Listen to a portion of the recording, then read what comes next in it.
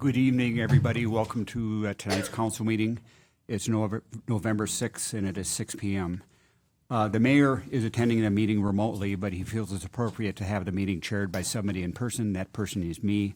I'm Paul Mayo, council president. I'd like to inform everybody that I will be voting on agenda items. We'll start the meeting out with the Pledge of Allegiance. Pledge allegiance to the flag of the United States of America and to the republic for which it stands, one nation, under God, indivisible, with liberty and justice for all.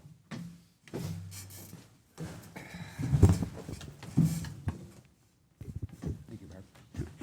Barb, would you please read the open meeting statement? Sure. This meeting and all meetings of the Common Council are open to the public. Proper notice has been posted and given to the media in accordance with Wisconsin state statutes, so the citizens may be aware of the time, place, and agenda of this meeting. Thank you, and you please take roll. Mayor Smith, Here. Colin Dykstra, Here. Paul Hagan, Here. Eric Helverson, Here.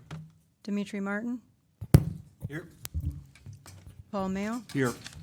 Corey Nagel, Here. Eric Olson, Here. Dave Peterson, Here. Scott Perchatsky, Here. Henry Veliker. Here. 10 present, we have a quorum. Thank you, Barb. And would you start the staff introductions out, please? Barb Nowak, City Clerk. Aaron Jensen, City Administrator. Matt Klatt, Airport Manager. Eric Bailey, Library Director. Stephanie Reif, Finance Director. Justin Behrens, Director of Public Works. Laura Colbert, Parks and Rec Director. Brian Hosell, Chief of Police.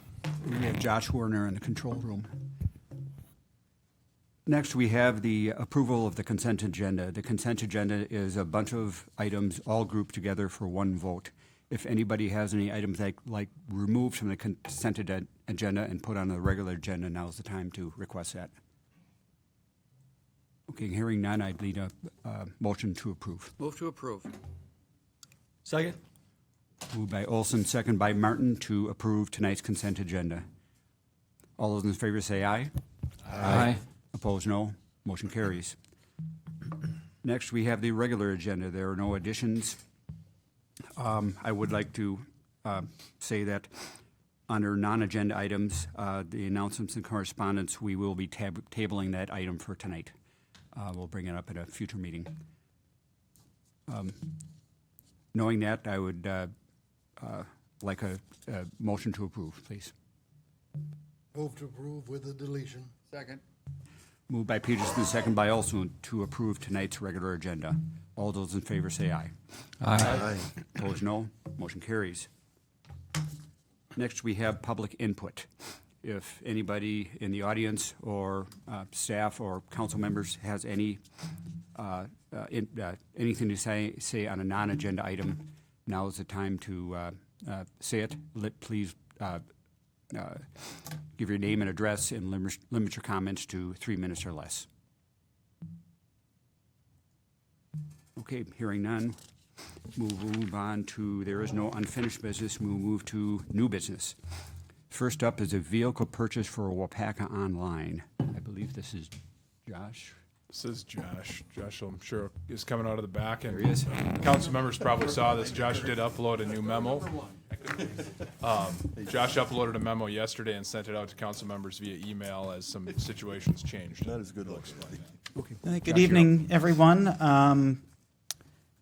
Pretty quick memo. Waupaca Online has 2 vehicles. One of those vehicles is about 10 years old and is in fair shape. The other one's 21 years old and is having a lot of issues.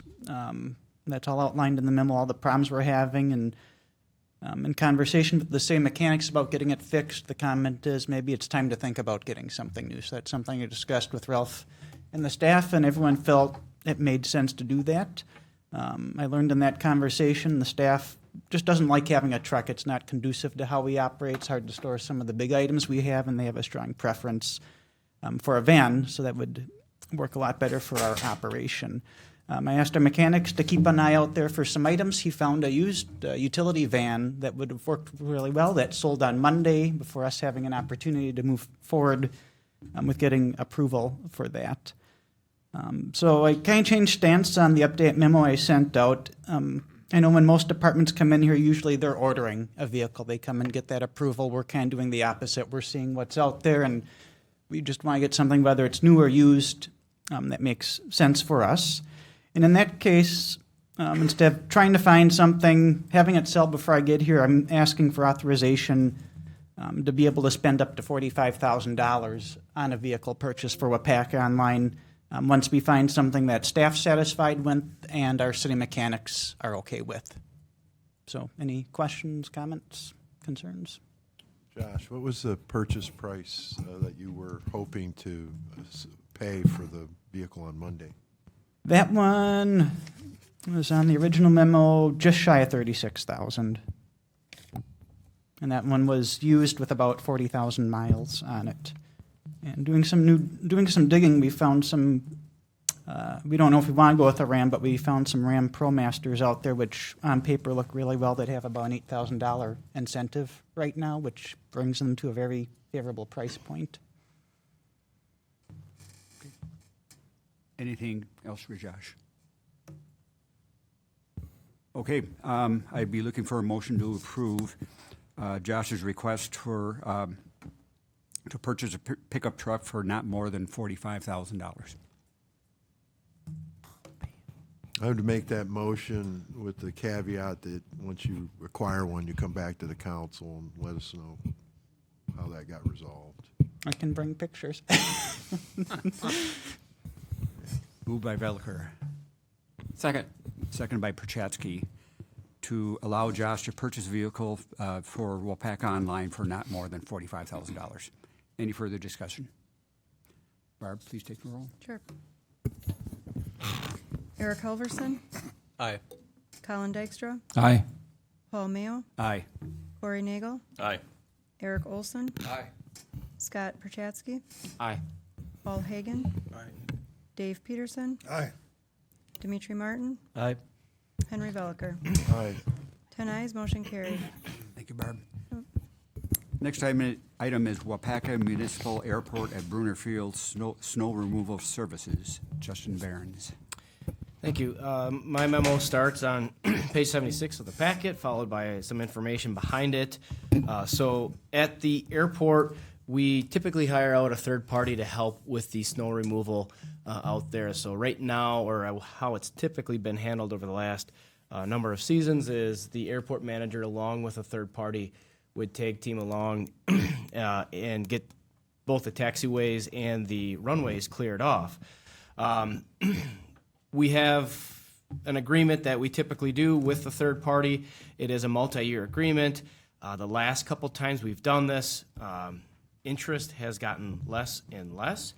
However, we still need this service, so we put together an RFP, put it out there on the streets, and received one proposal back, which was from Clat Arrow.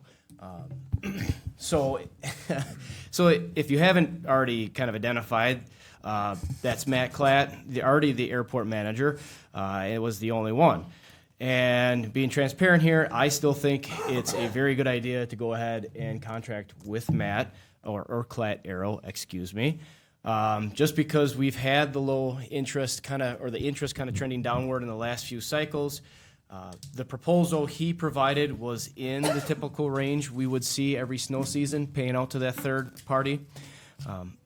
The airport, typically it supplies a majority of the equipment, the tractors and brushes and de-icing and whatnot, and just kind of works together with the contractor.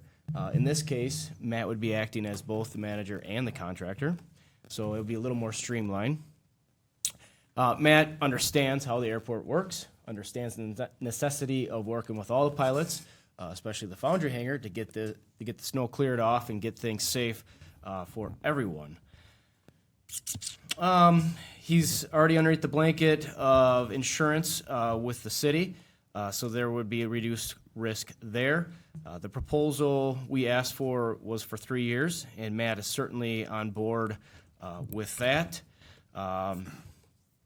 Outside of that, I mean, the man is here tonight if you have questions specifically for him, and also I'll take it. But just to kind of wrap it up, looking for approval to award a contract with Clat Arrow for the next 3 years for snow removal services at the airport.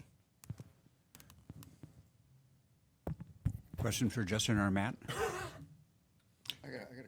Oh, Do you charge by the hour or the inch, or how does that all work as far as billing? It's by the hour. By the hour? anybody else? Scott? Okay. I make a motion to approve the contract with Clat Arrow for 3 years. Second? Moved by Hagan, second by Olson, to approve entering into an agreement with Clat Arrow LLC for the winters of 2024, 25, and 26. Any further discussion? Barb, please take roll. Henry Veliker, Aye. Paul Hagan, Aye. Paul Mayo, Aye. Dave Peterson, Aye. Scott Perchatsky, Aye. Eric Olson, Aye. Colin Dykstra, Aye. Corey Nagel, Aye. Eric Halverson, Aye. Dimitri Martin, Aye. 10 ayes, motion carried. Thank you, Barb. Item 3 is State Municipal Agreement Flexible Facilities Grant Contract. Laura Colbert. Thank you. Although I have the honor of presenting this memo, I want everybody to know that it was a collaborative effort across almost every department in the city. So thanks to everybody for helping to put this together. So this SMA or this memo can be found on page 86. It is for a flexible facility program state municipal agreement. That agreement can be found on page 89, and it is for a grant for $4,165,255.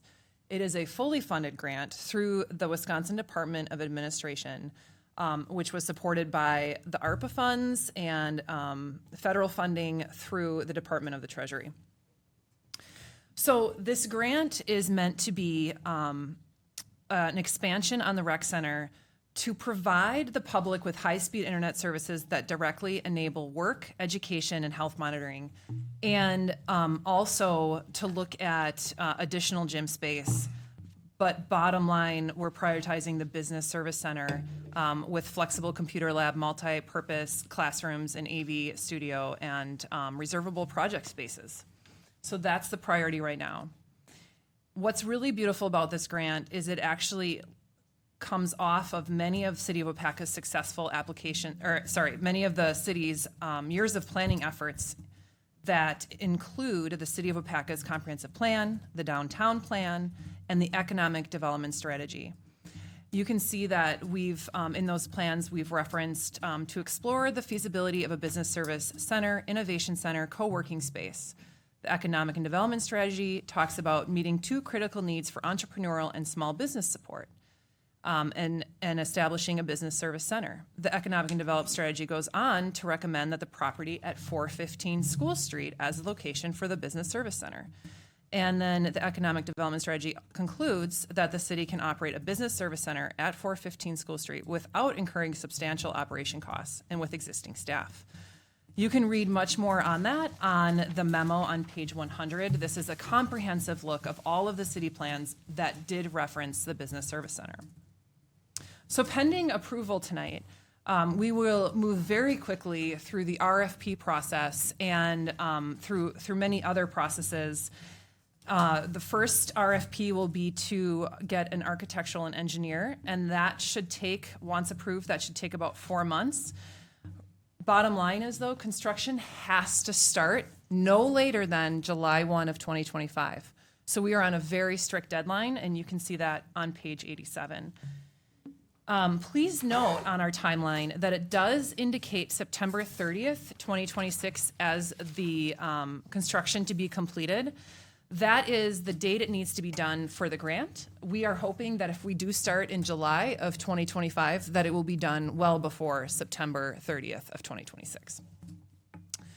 So we provided a budget breakdown of the larger items, including the architectural and engineering firm for $388,000, grant administration, $50,000, construction costs, $3.5 million, furniture, $21,000, tech-related equipment, $56,000.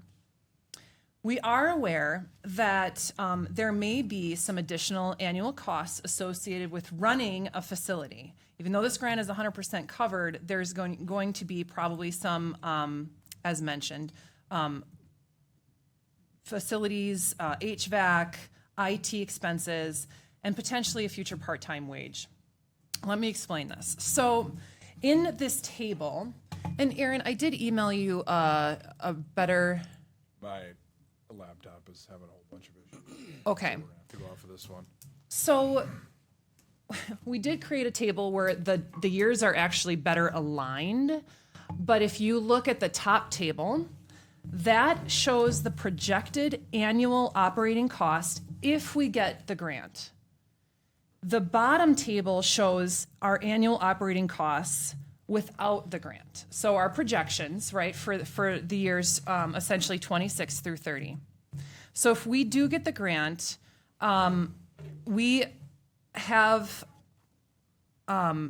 indicated the difference between if we get it and don't get it in the yellow lines that you see on the bottom in correspondence with each year. So if you look at the projected 2026 budget, if we get the grant, we're projecting a potential increase of $15,819 for the year of 2026. And then in 2027, with a 3% increase, it'll go up to $16,294. And we just chose a 3% increase because that's typically the cost of living increases or inflation. I want to also point out the top table with the expansion includes a line item for additional IT annual expenses, and then another line item for additional part-time staff. The subsequent paragraph below the tables talks about how we really want this addition to function without a staff member if possible. We want it to be operating as smoothly with self-service options for users. For examples, using our rec desk, which is going to be our new ActiveNet. It's our software system at the rec center. We could utilize key cards to access it, and maybe the potential staff that we already have. So our rec center staff could pop in once in a while. The senior center has a computer technician that helps a few hours a week. Maybe somebody from the library can pop over there, who usually helps out with their business center. And so what we did is on the off chance that we find a need for additional part-time staff, we budgeted in for about 4 hours per week to go over there and work out of the new business center. And so that's just kind of a placeholder in case we find a need for that.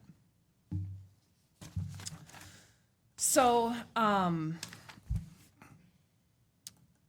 the bottom line is the grant award gives the city the opportunity to improve upon a currently owned and underutilized space. It adds a gym space, which every day becomes more and more tight at the rec center, and it executes on a multitude of recommended actions within the city plans. All this can be accomplished with no matching dollars for capital improvements and minimal annual operational net costs. You can see the actual award on page 89, as I mentioned, and then you can see a rough aerial draft on page 99 that shows the potential of what this gym addition will look like. It will be one more basketball court or a half gym extension onto the current blue gym. And it will potentially jut into the current 415 School Street building, which is our underutilized space right now. And then we have a feeling that we can build the business center around that space and have some sort of connection between the two. And you know, the architectural and engineering firms may find a better option for us, but this is what we're envisioning right now.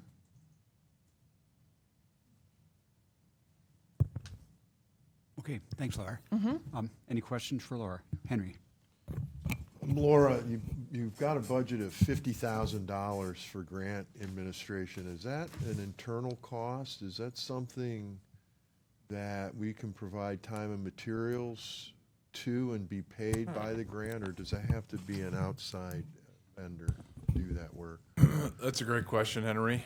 We did speak to the state about this. That has to be exported out for this grant because of the way that we wrote the original grant.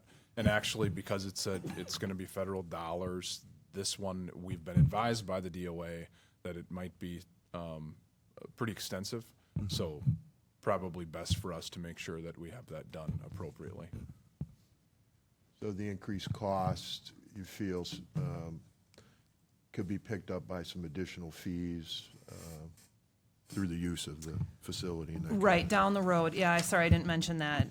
We do feel that, with rec rentals and potential future rental space of the business center, that we can absorb some of those costs through that. Colin? One of the aspects of the grant that I thought was included in the grant was what I'll call a telehealth facility. Can the idea that you're proposing also be used for that, or is that maybe not appropriate to this space? Great question. Yeah, that is also in the grant, and will be planned to have some small rooms for that within right now, what we're calling the existing HFH, old HFH building. How that works, we'll have to work together to figure that out. What does that access look like? We actually already started a conversation with ThedaCare about that, and they're interested in it, so more to come. Okay, thank you. Eric? What are the penalties if the project can't be completed in the scheduled timeline? We're on the hook for things if we do not meet the terms of the agreement. There's been 20 emails back and forth between the DOA to make sure that we have all of our questions answered. At one point, if there are some things that are outside of our control, that will be looked at and taken into consideration. For example, if there's some supply chain management issues, so on and so forth. But we do hurt ourselves if all of a sudden we have supply chain management issues and we don't complete by the deadline, then they're going to say, well, did you start by the deadline, the start date? So it's really critical that we start next summer, which is why we have kind of this expedited engineering review and plans to be done. But, we talked about this extensively, and we feel that we should have no problem executing it by the completion date. Go ahead. I just want to clarify, there's no penalties, but whatever cost that's incurred, we would have to cover if we don't satisfy the grant agreements. Which is not abnormal for any grant contract. If we don't meet the criteria within the grant, then we'll be on the hook for those things. So, Henry? I don't know that there's any instances where we identify, 3 or 4 goals in our planning efforts, and we attain money or potentially to accomplish them, as we're using outside dollars potentially that to do this in-house to meet these planning goals would just be impossible. I just don't see how we could find $4 million to bite this off. And I also think the staff, it's a reflection of a good team effort here, because I'm sure this grant, as Laura said, touched a lot of different people.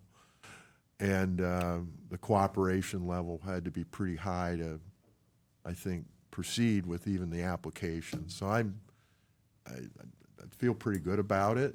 And if we don't use this money and it gets is given back, somebody else is going to get it. Paul? Tend to support it. Is this grant going to provide us with draws along the way, or are we upfronting the entire cost and being reimbursed? this is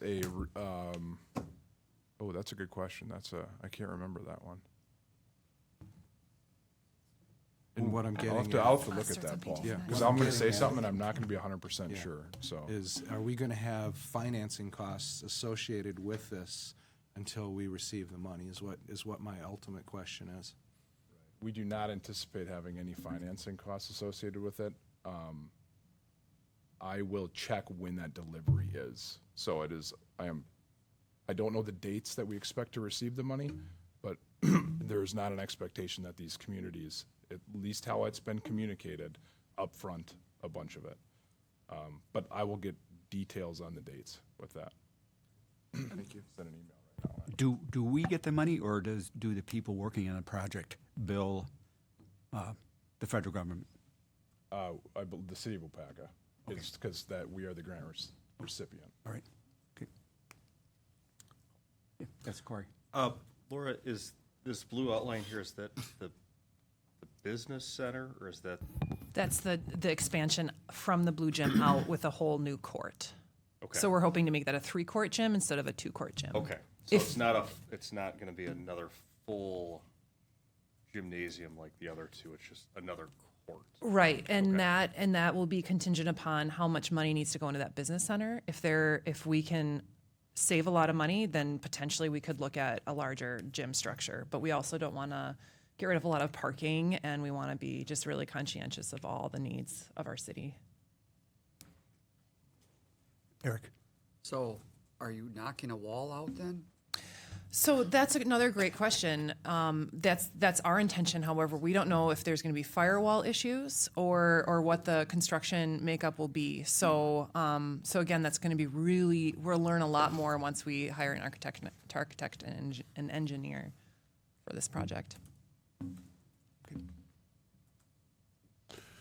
Henry? I could follow up a little bit with Paul's point. As we game this out, there's probably not a lot of financial risk to get to the stage of concept planning and kind of honing in the budget.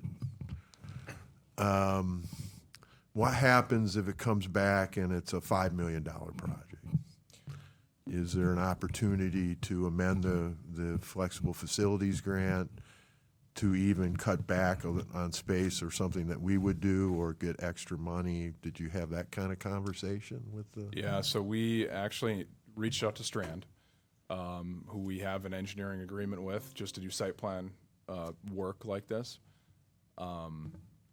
Ultimately, for them to put a rush on it and do a comprehensive look at this in a couple weeks was going to cost us a decent amount of money for information we'd get through the engineering process anyway. Mm-hmm. However, we were able to have some conversations with them. They had some conversations within their staff. This is the concept they were moving towards. If you'll notice, this is actually altered, amended from what our grant application was. Originally, we had like a 9,000 square foot gym. Mm-hmm. Well, this is about a 4,000 square foot gym. When we started having those conversations, we realized we'd have to shrink that space, try to reutilize some of the buildings that's already there to make sure we're very, very comfortable fitting within that money that the grant is providing. If we do go down the road and we enter into the engineering, and we find out that we can't even accomplish this, we will have the ability to talk with the DOA and amend the grant at that point. So our full intent, and it is very important and critical for us to get this done within the grant money that's there. So you had some outside consultants assist with these budget numbers. And ironically, Strand actually, the person that is there was the project manager for the rec center when it was redone in 2005. So he had some familiarity with the building. Herkert, Scott? Herkert? Dave? I think I'll make a point that Laura made in a meeting I was at. Once you get this big building and office space, et cetera, maybe several different organizations are going to want a little piece of that corner or part of that gym. And it has to be noted that we must stay to the guidelines of this contract as to who or what actually goes into the facility. You can't go out and the Boy Scouts come in and say, here's the Boy Scout half over here, or whatever it is, So make sure everybody's aware of that too. Anybody else? Okay. Oh, Colin. Do we have the human resources to manage this project within our group here, or will we be hiring consultants for such a thing? Or should we? Maybe I should say, should we, not would we? Yeah. So, little known fact, probably the most apprehensive person about submitting the grant in the first place was me when we talked about this. Because of that, because I said, hey, our staff is really busy. I just want to make sure they have the capacity. And every single one of them across the board, including Justin and Laura and Josh and everyone, said, hey, let's go after this thing. And all I've seen from them since that time is I have no doubt that we'll be able to manage what we need to manage as a part of this project. Okay, thank you. Anybody else? Somebody would like to make a motion? Move to approve? Moved by Olson, second by Hagan, to approve the flexible facilities program state municipal agreement with the Wisconsin Department of Administration to expand the recreation center with no matching municipal funds. Any more discussion? Barb, please call the roll. Colin Dykstra, Aye. Paul Hagan, Aye. Henry Veliker, Aye. Scott Perchatsky, Aye. Dave Peterson, Aye.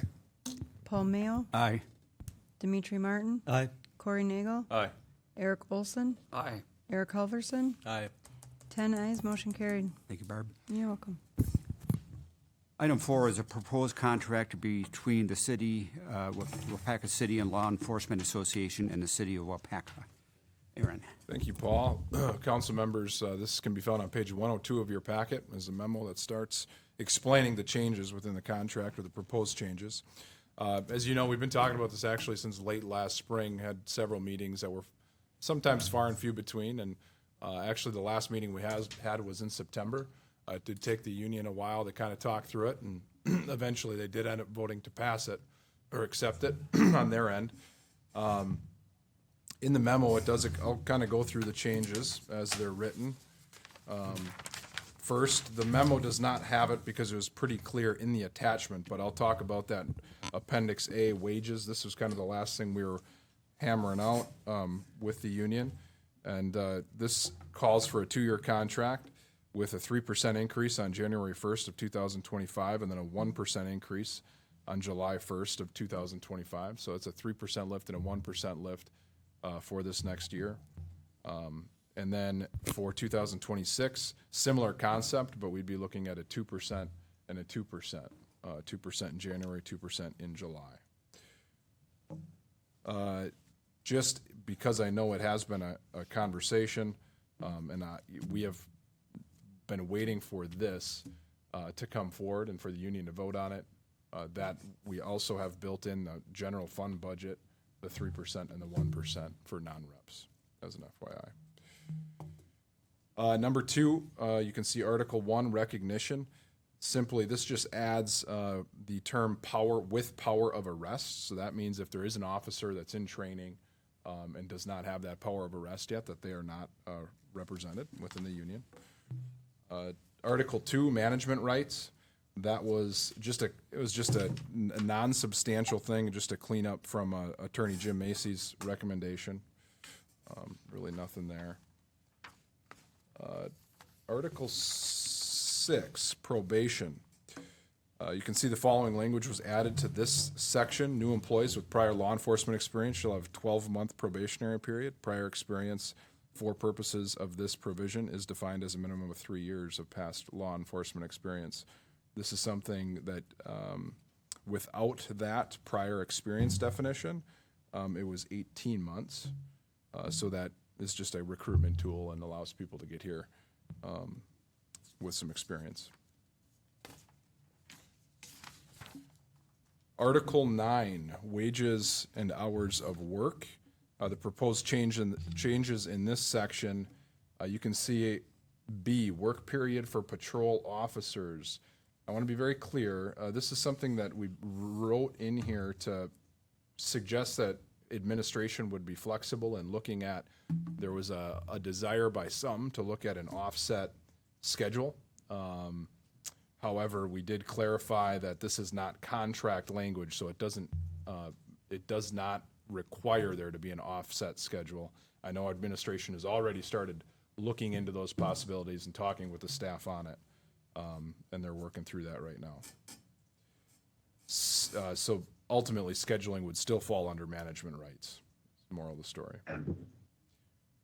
C, the two parties have agreed. This is something that you can expect to see in the future. We took a few stabs back and forth at some explanations of the SRO position. That's the school resource officer. And we're going to continue to work on that. We didn't want that to hold up the rest of this contract, but we're going to continue to work with the union and the SRO position and administration over at the police department to create a side letter that better defines that position and how we want to structure that and accomplish it in writing. So that's something we'll continue to work on over the next couple months. a work period for drug officer. It simply just states that that's based off a 40-hour work week. That was not in the contract. It didn't have anything about the drug officer and their expectations of hours in a work week, so that just clarifies that. Compensatory time. This actually pushes it from 44 hours of comp time to 88 hours per year that they can possibly have. Kind of view this actually as a win-win for both of the officers who, and not just in Waupaca, but everywhere, are looking for a little more flexibility, work-life balance, that kind of thing. This is one of those benefits.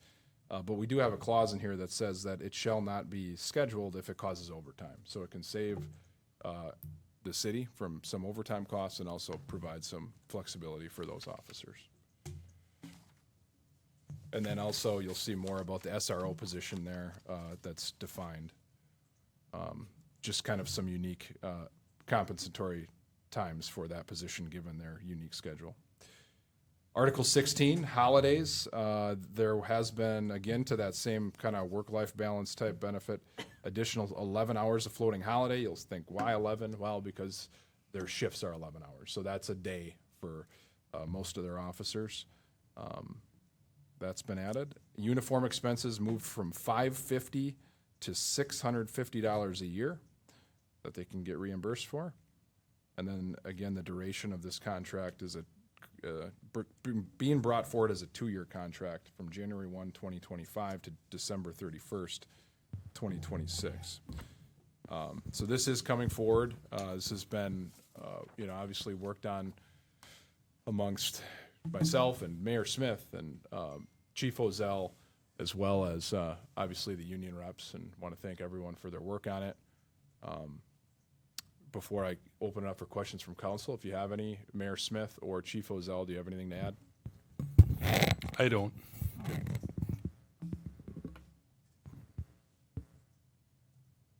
Sorry, I didn't have my microphone on.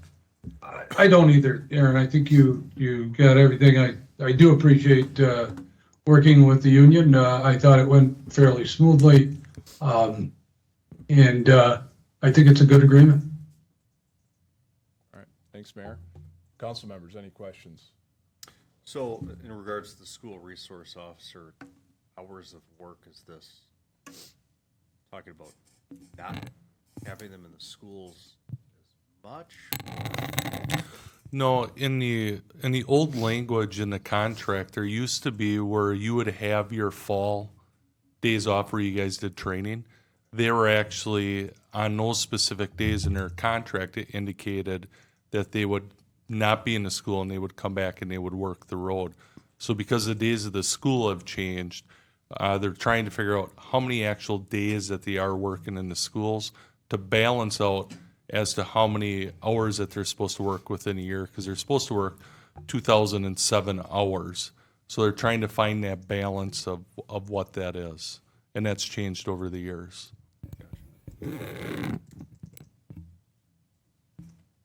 Anybody else? Oh, Paul. Okay, in number 5, Article 9, second bullet point, it says, this side agreement will be worked. Just seems that should be corrected. Yeah, we'll correct that. So that is just stating that the side agreement will be worked on. I want to clarify that this is a summary of the changes. Our attorney, who's probably better grammatically, he'll draft if this is passed, he'll draft the entire contract with these. Henry? Aaron, you did say something, and I apologize if I missed it. You said you did budget for these increases in the department? Yes, it is all in the budget that you've seen. And what have we budgeted for the remaining employees in the budget? Same. Okay. Anybody else? Somebody like to make a motion? Move to approve. Second. Moved by Martin, second by Nagel, to ratify the tentative agreement of changes to the contract between the City of Waupaca and the Waupaca City Law Enforcement Association. Any further discussion? Barb, please take roll. Dave Peterson, Aye. Eric Olson, Aye. Corey Nagel, Aye. Henry Veliker, Aye. Eric Helverson, Aye. Paul Hagan, Aye. Colin Dykstra, Aye. Paul Mayo, Aye. Dimitri Martin, Aye. Scott Perchatsky, Aye. 10 ayes, motion carried. Thank you, Barb. Item 5 is a 2025 ambulance services contract with Gold Cross, and this is Aaron also. Thank you, Paul. Let's get to the right spot here. Okay, so in your contract, council members, starting on page 107 is the agreement with Gold Cross. This agreement is standard really across the entire consortium. We do have Nick Romanesco online. He has joined us tonight. You've heard me talk about what this increase will be, just over $1,800 this year, which I believe is under 2%. However, there are some operational changes within the consortium, with the addition picking up Greenville as the primary one, and adding an ambulance there. And I won't even try to explain that. I'll kick that to Nick. I know Nick's here to explain kind of how those operations will change some things and improve services for the consortium. So, Nick, would you want to take that away? Yeah, certainly. Thanks for having me tonight. Sorry I couldn't be there in person. But yeah, so this fourth ambulance, when you look at the value of the service we've been able to put together over the last really 13 years or so, being able to have multiple municipalities join together and drive down costs and expenses, this is another great example of the ability to do that. So we're going to be adding a fourth ambulance in Greenville. So that municipality, along with the town of Ellington, will be coming into this agreement. And what that really allows us to do is manage that eastern portion of that consortium much more effectively. And it will keep ambulances available on the western side, because we're not going to have to move and shift ambulances as much as we have in previous years, moving an ambulance from Waupaca into the New London area, moving that Waupaca ambulance into our posting location between New London and Waupaca. That will happen significantly less with this fourth ambulance in the mix. So overall, it's going to really improve operations, ambulance availability, and we're able to do it at a relatively low financial impact because we're bringing on the population of Greenville and Ellington. So overall, I think this is, the most cost-effective way to add some additional resources is doing it by adding some population and some additional municipalities. So overall, I think it's a great thing. I know we will have kind of a 6-month review in April just to make sure the impact is what we anticipated. And then from there, we can have some additional discussions. If the impact wasn't what we anticipated, we can have some additional discussions on future service modifications and having those conversations with the municipalities a little bit earlier next year, as there's been a significant change. So that's kind of the overall definition of why you're looking at a little bit of an increase for next year.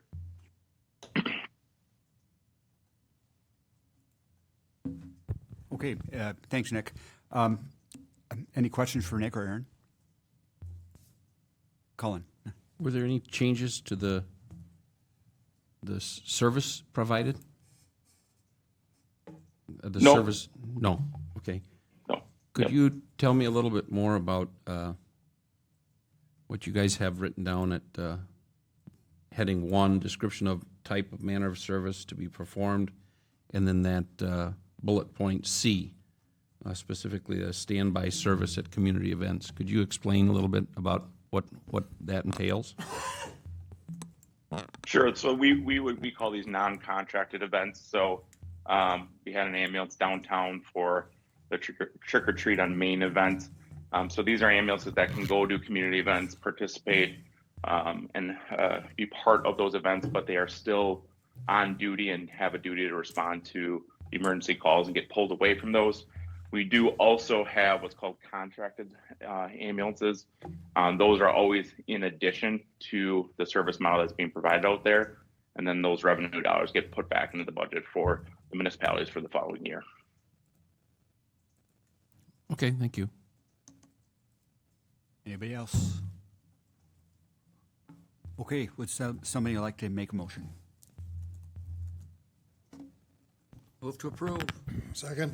Moved by Olson, second by Peterson, to approve the 2025 ambulance services contract with Gold Cross. Any further discussion? Okay, Barb, roll. Paul Mayo, Aye. Paul Hagan, Aye. Henry Veliker, Aye. Scott Perchatsky, Aye. Eric Helverson, Aye. Colin Dykstra, Aye. Dimitri Martin, Aye. Corey Nagel, Aye. Eric Olson, Aye. Dave Peterson. Aye. 10 ayes, motion carried. Thank you, Barb. Yep.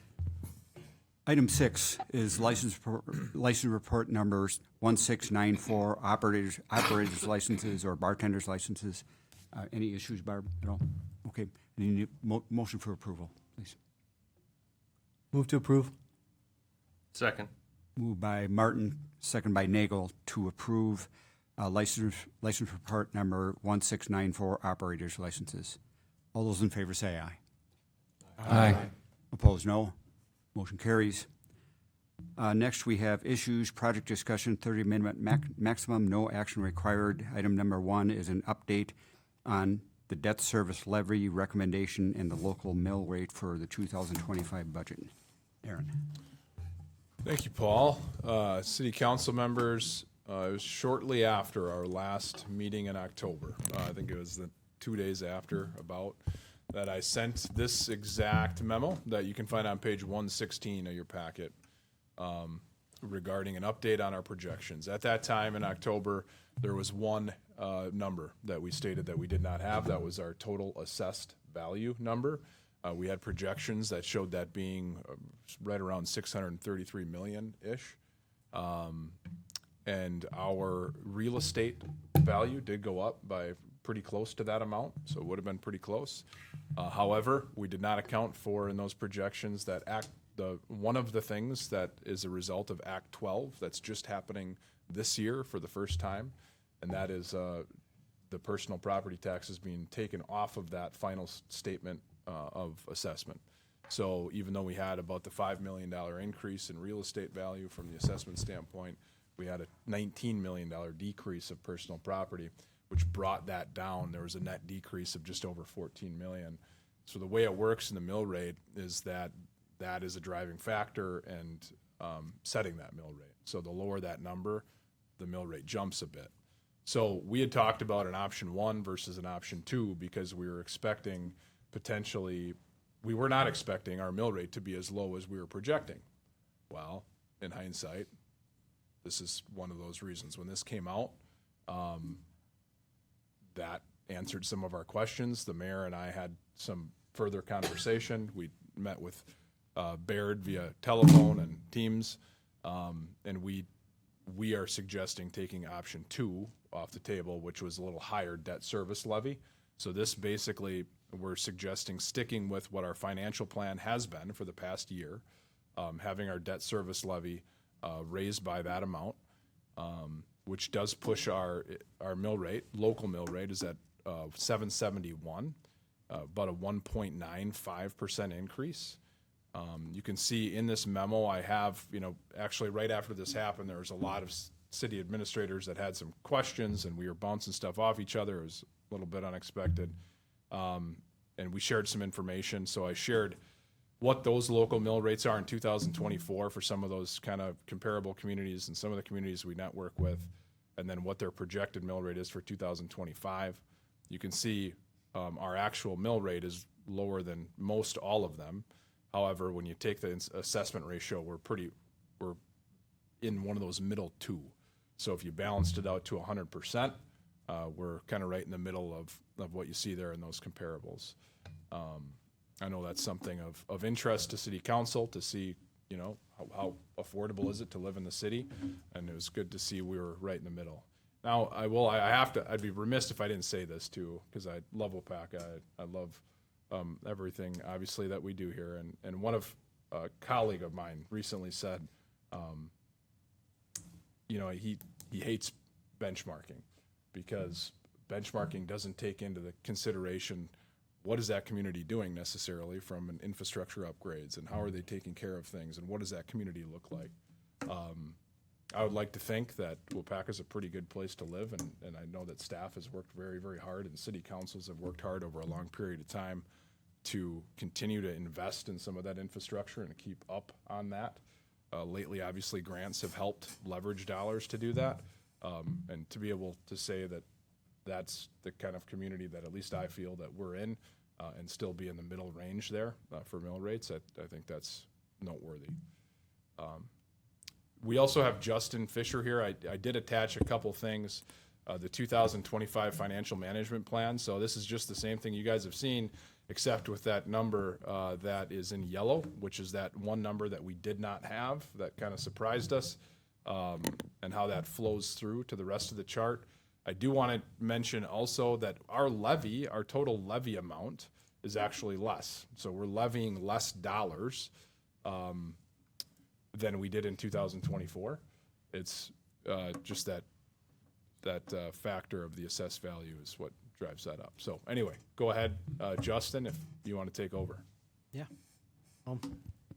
Thank you, Aaron. Good evening, everyone. It's good to see everyone. So yeah, Aaron kind of asked me to kind of go through the 2025 plan that him, myself, Stephanie, Justin, we've all been bouncing different capital projects around and how to fund them, looking at your general obligation capacity, the utilities, and so forth. So tonight, what we wanted to do is just kind of give you kind of an update of where things stand and what may be coming next year and into the future. So if we go to the presentation packet that you have in your packets, when we look at the page one, you've seen this. This is something that I presented to you in the past. It's really the long-term capital improvement borrowing plan for the city. This is one of those documents that, you know, is continually updated year over year as capital projects are being contemplated by council. And ultimately, if there's different grants that come up, things may need to be modified in this. So that's where the collaboration really takes place. And so as we took a look at what capital projects you have next year and the following years, we wanted to update this model and show it to you tonight. So the left side of the page, this is your existing debt payments on an annual basis. So at the end of last year's financing, or at the end of this financing earlier this year, that's what the debt service schedule looked like after the financing was complete. Now we're to the point where the Public Works project has been funded. At this time in 2023, we funded the remaining portion of that project with the construction note. It also financed some water utility projects because that was a smaller amount, $480,000. So we combined that into a shorter term financing. Over time, now the project is pretty much in good shape from a cost perspective. Now we're to the point where we can take a look at potentially refinancing that into longer-term debt to match the useful life of that project. Fortunately, there's some funds that are available to be able to go towards reducing this debt when the time comes. So $1,300,000 from the unassigned capital fund balance, and then $480,000 from the tax increment district number 8 repaying some of the water utility, which will then go towards reducing some of that outstanding debt. So we're really looking to try to reduce that long-term borrowing because the long-term borrowings carry the more interest costs. So we wanted to save that for the time when we were going to do a longer-term debt financing. And that would be the time this upcoming year. So about $1,965,000 will be financed for the Public Works portion of the project. And then we've been talking about it, and one thing that we talked about earlier this year was going to more of a every other year for capital improvement plan type projects. These are going to be your equipment purchases, road projects, all the necessary things, investments that you need to do into your community to continue to see it flourish and grow. So that's what we modeled in here, $1 million per year for a $2 million financing. So that'll take care of the next 2 years worth of capital projects. Then when we look at the combined debt service, you can see what that potentially does on an annual basis. And as Aaron had in that prior page on the screen, that's where that debt service is being modeled into his model, kind of showing how it's all going to potentially work here. And the nice thing is the city has a nice debt service fund balance that we're able to utilize by either applying some of that to keep the debt service levy to where you strategically want it to be, and work our way up to where eventually it becomes almost a flat, where your revenues become your expenditures, and you won't need to use any of that debt service fund balance. But that's ultimately what we're trying to get to. So again, trying to continue to invest in the community, but also looking at it on a long-term basis. In 2027, that's where a potential $4 million financing may take place, which has that grant money potentially tied to it, so a little bit larger financing in 2027, and then modeling out the $2 million every year thereafter. So that's all been accounted into the plan. Now, if we go to the next page, I think this is one thing that I think is exciting. We talked about it earlier this year, but when we model out these different investments into the community, what you can see here is that your capacity to be able to fund the projects under the general obligation authority has grown pretty substantially from prior years. And you've just been growing as a community, inflation and so home values are higher and so forth, but you've also had some development, some good development. I mean, your valuation was $436 million not too long ago, and it's up to $647 million. So pretty substantial growth in a pretty short period of time.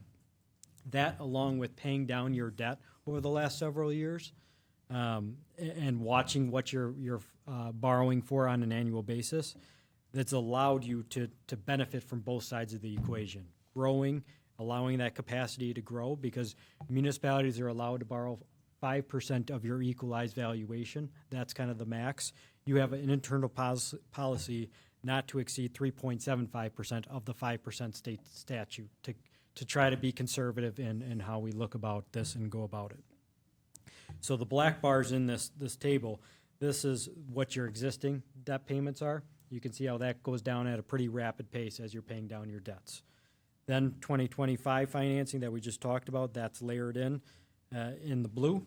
And then the green is the hypothetical $2 million every other year type capital projects, investments to fund that. And the gray, that's what you potentially have remaining in available borrowing capacity year over year. So we were at a point where we were looking at $1 million, $2 million at a certain point when we were layering in the public works project, because that was a larger project for the community. And we were looking at different ways, but fortunately, with the city's prudent work and Stephanie and Aaron and Justin's work, we're in a really good spot looking into the future for Waupaca. So that I couldn't be more excited about the way things are looking.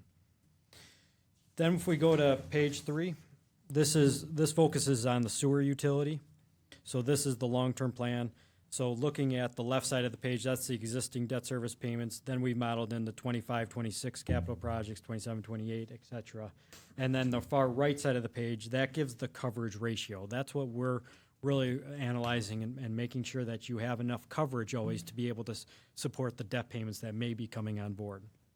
So you have a requirement of at least 1.1 times coverage. We like to see at least 1.2 times coverage. To give comfort that your revenues minus your expenditures in that utility ultimately are 1.2 times higher than what your potential debt payments will be in that calendar year. And as you can see, you meet that or exceed it in every year looking into the future. So that all looks good as well. Then if we go to the last page, page 4, one of the things, like I said earlier, we're going to use some of the TID number 8 funds to go towards the water-related projects, and we're going to not be potentially borrowing here for the water utility related projects in this year. So what we did is we said, same kind of analysis, the left side of the page, that's your existing water debt service payments on an annual basis. The right side, that's your coverage ratio. And as you can see, the coverage ratio starting in 2025 looks very healthy. So that's good news there. So with that, I'll entertain any questions, but I mean, really, that's really just to give you an update on how things are looking. Probably be back in January, February, given the presentation where we'll be talking about the resolutions for the borrowing at that time for 2025, 26. Thanks, Justin. Council members, do you have any questions on any of this? In your memo, Aaron, when you did the benchmarking or comparison on mill rate, we're still dealing with the lopsided issue, it seems, on shared revenue. And so these communities where you've showed us their mill rates and balanced to 100%, for us to be in the middle of the pack, there's pretty good, given that our percentage of shared revenue probably to our total budgets is less than probably every one of those communities. Yeah. I don't know. That's a good. I'm thinking a couple of them are definitely over. Yeah, I'm just looking at like it. on a per capita basis. Yeah. That's a very good point. Looking at it, I think all but one. Well, actually, I just don't know about one, and some are very, very substantially higher. So, good point. Anybody else? Colin? If I could call your attention to the bar graph that talks about our debt. I'm understanding 2024 is we approximately owe $15 million. The blue is related to the new building we built. Is that correct? In the second column.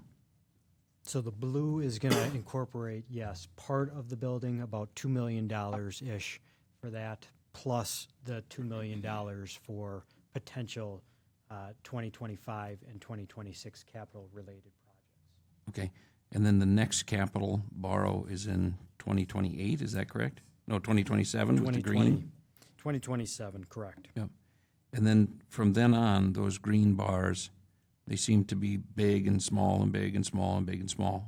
What's that? That's saying that we borrowed a certain amount one year, the next year we don't, so that amount gets smaller. We borrow the next year, and then on and on and on. Is that correct? That's correct, because it would be an every other year type structure that we would potentially get. And those are for capital improvement plans. So if there's something outside of a capital improvement plan that we need to borrow for, we have to wait. Well, not wait, but you would stack that on top of the green, blue, black bars. That is correct. If it would exceed, say, $2 million based on what we're just modeling out here, that's correct. It would be on top. And together, all these things cause the debt, the portion of our levy that's the debt levy for our tax, for tax purposes. Is that correct? The payment on these correct. I mean, loans. It all kind of plays into the prior page, which is modeled out to kind of show on the far right side of that page. It eventually kind of leveling out at around that 2.1, $2.2 million type range, and then eventually dropping once that public works debt drops off the books. Dropping, understanding the future councils don't make any more debt.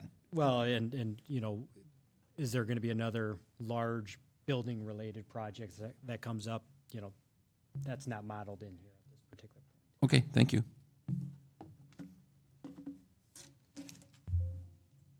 We good? Okay. Thanks, Justin. Thank you. Aaron. Thanks for making the trip, Justin. Yep. All right, for this next one, Paul, I'm going to plug my computer. Oh, okay. right there, Okay. if that's all right. Sounds good.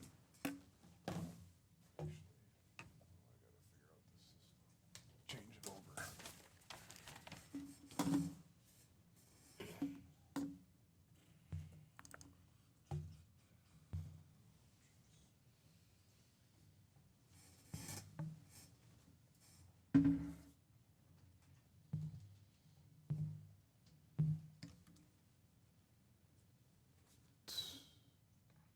All right, guys, this is brand new. I've used it once on this format, so bear with me. I'm nervous with you watching. I want to turn the TVs off. Everybody's watching. Yeah.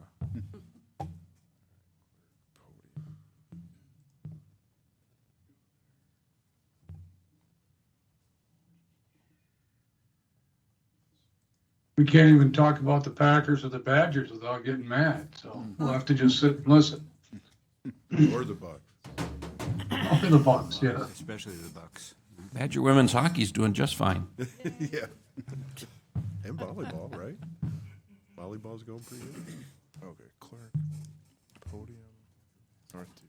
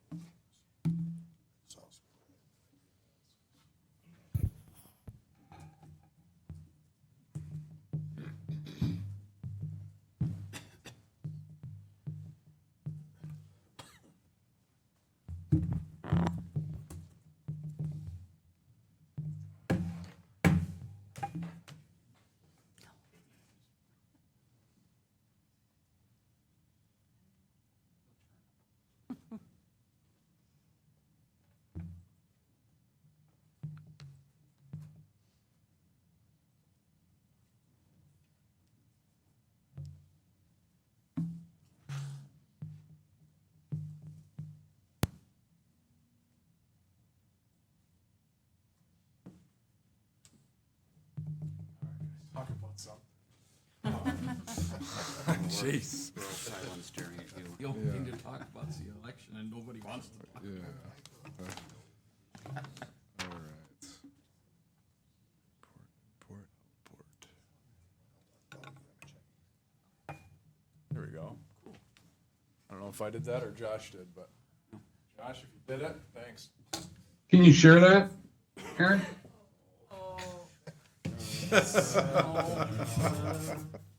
There you go. It's there. You got it? Yep.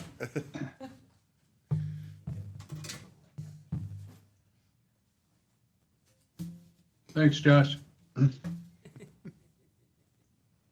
All right, so this is just a discussion on city-owned property. This is something that we were going to talk about actually in our capital improvement workshop, and it slipped our minds, and then Alder Nagel reminded us. So thank you, Corey, for reminding us to do this. Properties being discussed tonight. So as everyone knows, we do have a few properties that, as a result of the construction of the Public Works facility, are now used in lesser capacities. They're mentioned there. One of them's 1337 Churchill Street. One of them's 129 Water Street, and one of them's 205 West Fulton Street, which actually is not related to the Public Works, but I'll tell you how that is related to this conversation in a second. Also, we're going to talk about a couple residential or a few residential lots that we have through one of our development agreements. It actually states that we are to get back, and we did take them back a little while ago, 6 residential lots in the Woodland Estates subdivision. So I'll talk about what we've been working on with that and what our plans are. And then also 217 North State Street. So first one first. This would some of you may remember this is the old Pepsi plant. I've heard it referred to as. This is the 1337 Churchill Street property, which has been used for vehicle storage. I think some plow storage. Maybe what other trucks were in there before, Justin? Leaf truck. Parks truck. Yes, and I know Josh Peterson, our park superintendent, was also operating out of here prior to the new Public Works facility. This is now not as needed, and what we're doing is we're suggesting that we prepare a request for proposals. I'll show you an example of that in a second, for either a lease or an own scenario here. So that doesn't commit us to either one. We would put out a document and solicit interest from those who may be interested in either purchasing it or in leasing it, and then we would review those as an internal committee, and then we'd bring it to city council to talk about those proposals, and we'd deem what is the best fit for the city and for that property, both short-term and long-term. Again, I'll show you an example of what one of those RFPs may look like. The land use right now on that is actually currently zoned I-1 or light industrial, and the future land use map has that as medium-density residential, which in your head, it kind of goes to like a R2 type zoning. R2, you kind of think of duplexes or quads or anything like that. But I do want to note that R2 also has some allowable commercial uses that are synonymous with neighborhood-type developments through both permitted by right and conditional use. So there are both commercial and residential opportunities with that if it were to change. The next one is just in the north part of our downtown here. It's 129 Water Street. So right now, this one actually, we're proposing that we hold short-term for the use of police evidence storage and maybe some additional storage on top of that. Primary police evidence storage. Right now, we own the old Midtown Motors building. We acquired that property because we wanted to control that entire block where the fire department is, the police department, for future expansion, future space needs. So we don't plan to give that property up anytime soon or ever. However, that building is in very, very, very rough shape. And it has right now has some water coming through the roof on electrical areas, and it's either we put money into a building that we no longer really need or is in bad shape, or we site clear that, and then we move our police evidence storage into this for the time being. In our 5-year capital plan, we do have a number out there for like an addition to the police station, which would be a police garage, which could help with vehicle storage and police evidence storage and everything. So we're thinking this can tide us over until we're able to execute that via our financial plans and via our capital plans. Chief, anything you want to add to that? No, you did a good job. Okay. Also, that is zoned R2, and future land use map is parks and conservation. This is that Midtown Motors property, so I kind of just gave that entire explanation, but we would be looking to get some quotes to site really clear this. Sometime in 2025, we would obviously bring that forward to City Council for approval.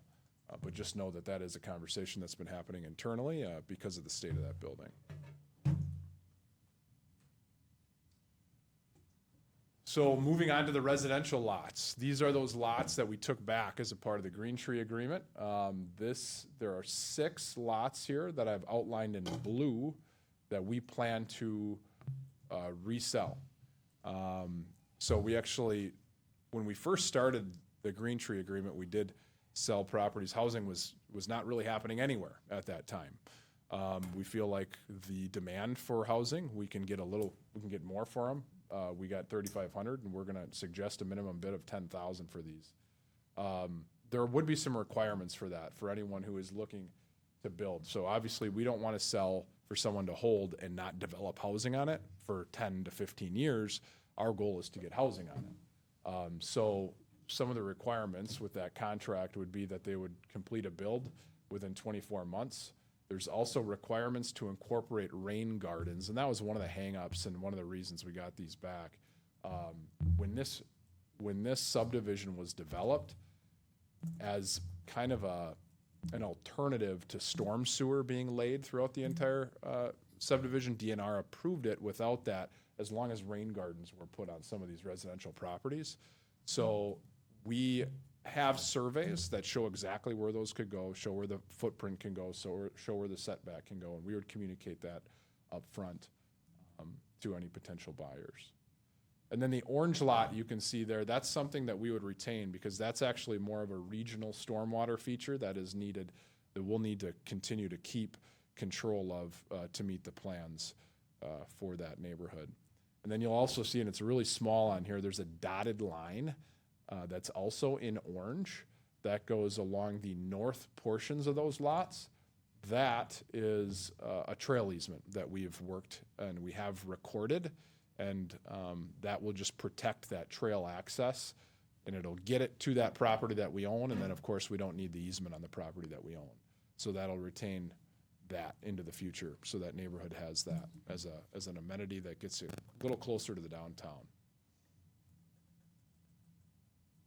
These are R1, of course, single family, low density residential housing. We do not see that changing. And here's another one. This one is 217 North State Street, and this is a lot that's right across from the Foundry. Currently, this is zoned R2 two-family residential, and the future land use map has medium-density residential. So again, you think of housing right away, which is definitely an opportunity here, but it could also be some sort of commercial use that our zoning allows in the R2, and there's a lot of them. I don't want to go through all of them, but what we'll do is we'll link our land use matrix to our RFP, and they'll know exactly what is permitted by right and what they can do through a conditional use permit on this property. Again, similar to the Woodland Estates, this one we have is a 5,000 minimum bid, and then a requirement to complete a build within 24 months.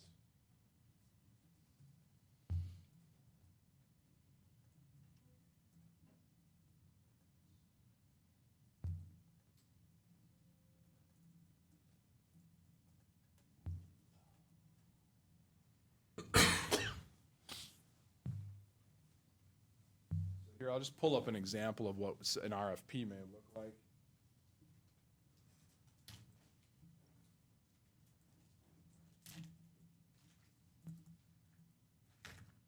So this is what, this one's actually for that State Street property, and then we'll just have to replicate it.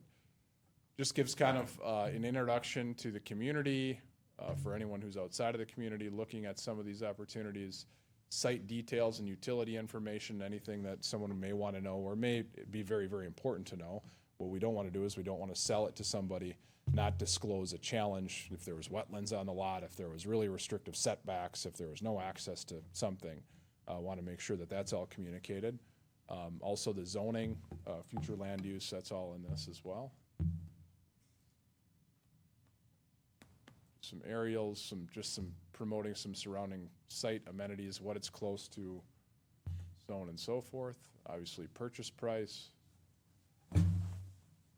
Some proposal expectations. So what are we going to be looking at with the proposed development? That's all laid out on this page. Obviously, we're looking for something that adds value to the community, works well with the neighborhood, all of those types of things. Works well with surrounding businesses, if there are surrounding businesses. Selection criteria, you can see there, that's a lot of that stuff that I just mentioned. Timelines, submission of proposals and contact information like any other RFP. And then we do have actually certified surveys for a lot of these in which we can give that right to anyone that's interested as well.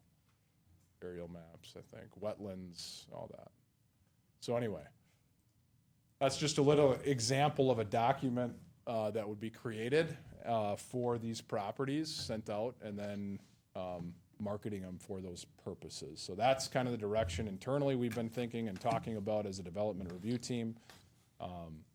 Would love to answer any questions that city council members may have. Scott. With the Woodland Estates lots, are you looking to sell those in one chunk, or are you going to let people bid on each one separately, or what's the thinking? I think we kind of probably expected it to be a separate thing, Okay. but we'll entertain all proposals. Okay. So, going off of Scott's question, some of those lots have sat vacant for decades. At this point, if there was a neighbor that just wanted to buy one for green space, why wouldn't we just do that and take the tax money that they would have to pay on the property tax? Because, I mean, they've sat for vacant for decades. And I know that we would like to see houses on them, but would there be any consideration for that if somebody approached the city and said, hey, I'll give you 15? Yeah. I'm just throwing it out. That's a fair question, and it's a question that I know that we've gotten some interest from residents that are next to lots like that. I would say, the recommendation would not be to do that right now. Sure. I would say that we haven't made as concerted of an effort to market them quite like this before. And we haven't maybe had the demand for housing quite like this before either. So we would love to see them improved lots, added housing units, and adding to the property tax value. Yeah. Now, if we go through this and there's absolutely no, I mean, they're nice lots, to be perfectly honest with you. If there's no interest for a long, long time, then, who knows, maybe. But right now, would not be the recommendation. Eric? On the flip side, that is not really a very nice lot there. Terrible corner, right by the foundry. I'm just wondering, what if you give that property away just to see if somebody's willing to build on it to get the tax money? That's also a really good question. We've done that in the past, obviously, in development agreements. We've given away lots for $1 or something. This one had a reduced minimum price of $5,000, given some of those thoughts, that it was not as ideal, of course, as the Woodland Estates. However, we don't know what that could be either, right? I mean, it is kind of on the fringe of a commercial, and there may be something there, maybe, maybe not a home, but maybe, we just don't know. So I would like to put a minimum on there to see if we can get something for it. I wasn't thinking We could business, move so maybe that, see what pans out there. There are some limits. It's not a huge lot either. So I will tell you that, we'll see. But could that be considered in the future? Potentially. When you say that these RFPs will be sent out, what is that list of people that receive those? How is that information spread? That's a good question. I don't know if we've got that far. But these in the past, if we do something similar for something like this, we would just probably we'd post it on our website. We would try to promote the heck out of it through all of our community media. I don't have specific individuals or companies or people that would get them directly, just more of a, hey, this is available, try to promote that and see what we get as an interest. There have been a couple of people that have inquired about some of the commercial lots, Churchill in particular, that I do have on a list. Because they've already inquired with interest, I would let them know.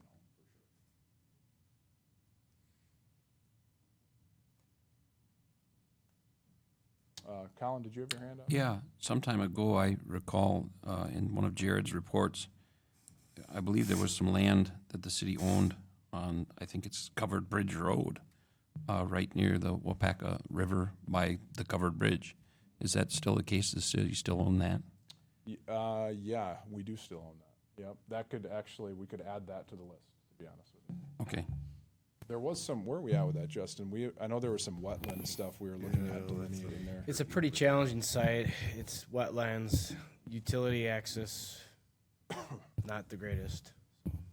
Is it useful for recreation at all either? Oh. Well, coming in or out of the river? When Jared was working on it, when we were looking at that and doing the wetland delineation and looking through surveyors, we're going to preserve access, public access to the river there, to not lose that, just in case in the future. We hadn't talked about more than that, though. Okay. Henry. You determined that Midtown Motors is needing to come down, so I'm assuming you guys have done the assessment on the Churchill Street property and you feel like that could be renovated to a use, and then related to the Churchill Street property, where is it Agape? Are they, my mind takes me to somehow combining those two properties somehow. And if Agape's not going to proceed with their project, is there a way to partner to make it a more substantial? But you got demolition costs, and I bet you their building's got asbestos in it, perhaps, and it's problematic to get down. But that's a commercial corridor right on the main entrance into town. Yeah.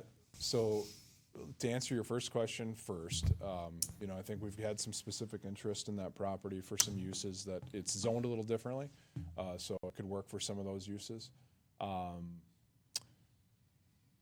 depending on the proposal, right, to meet building code for that specific use, there may be challenges depending on what that occupancy is, and there may not be.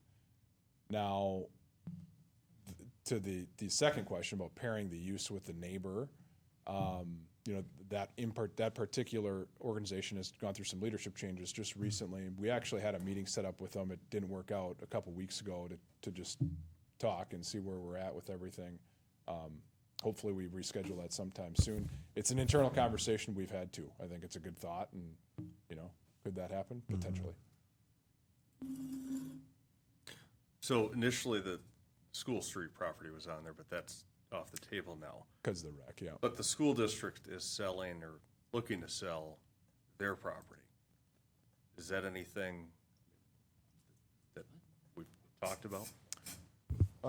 We have talked internally about it a little bit.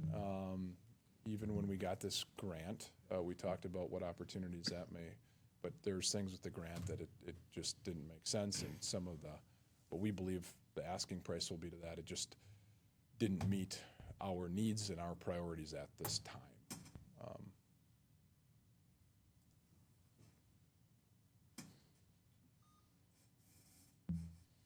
Any other questions?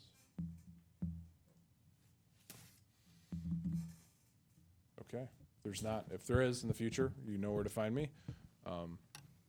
Thank you very much. Thanks, Aaron. Next, we have communications and recommendations to the mayor. The mayor, you have the floor. Thanks, Paul. Just a quick note here. Don't forget on our next meeting, which is Tuesday, November 19th, we will be bringing the resolution forward for the 2025 budget before the council meeting, which will be, we'll start it at 6 o'clock and then do the council meeting after that. But there is a public hearing on the budget. So it's open to the public to come and speak on our budget. Just wanted to make sure everybody was aware of that. The expectations is that you'll be okay with the budget on the 19th. We do have maybe a week to 10 days between when we have to actually get our numbers to the county so that they can get them on the property tax statement. So if the 19th does not work for council, we would probably have to set up a special meeting sometime during the Thanksgiving week to look at addressing the budget at that time. So we'll see what happens there. I just wanted to touch on those properties that Aaron just talked about. I didn't want to interrupt any of you while you were talking. We've had some discussion at the staff level, mayor's staff level too, on these properties too, and we just don't really know what that value is, and so we would like to have the opportunity to really have that discussion and have a little background by sending out these RFPs before we bring it to council and let council brainstorm on what's best for those properties. And I know Alderman Nagel talked about the School Street property. It seems to make sense that School Street property becomes part of the city's property with the recreation and so on. But I think Aaron really hit it on the head. What we're hearing is what they want for that building is probably not within our budget, and we cannot use, and Aaron, correct me if I'm wrong here, but I'm pretty sure, or Laura for that matter, we cannot use any of that grant money to acquire property. So that wouldn't be, and if we did, then we probably wouldn't be able to do any of the additions, even if it was allowed. Yeah, that's pretty much accurate, Mayor. If we did, it would trigger a whole bunch of extra steps that would make the timeline virtually impossible. So, and then, Aaron, I'm not sure if you're prepared, and you could.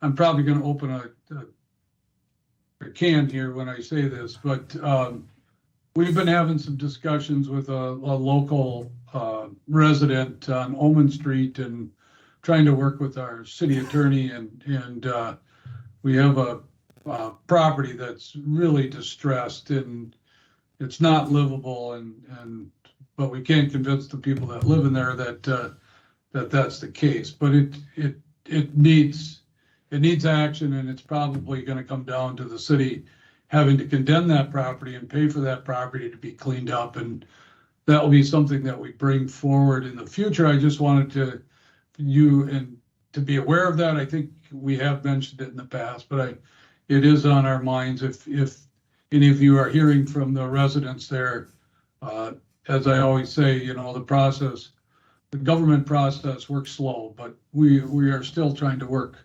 what's best to make sure that, that property is condemned and torn down. So, I don't know, Aaron, if you have anything else to add to that.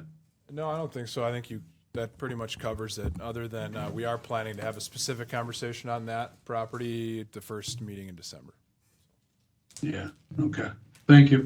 All right, I guess I'll see you guys in person on the 19th. Thanks, Paul. Thank you, Mayor. Okay, I need a motion to adjourn. Moved by Hagan, second by Olson, to adjourn until our next regular meeting on Tuesday, November 19th, 2024, subject to call. All those in favor say aye. Aye. Opposed, no. Motion carries. We're adjourned at 7:31. Thank you.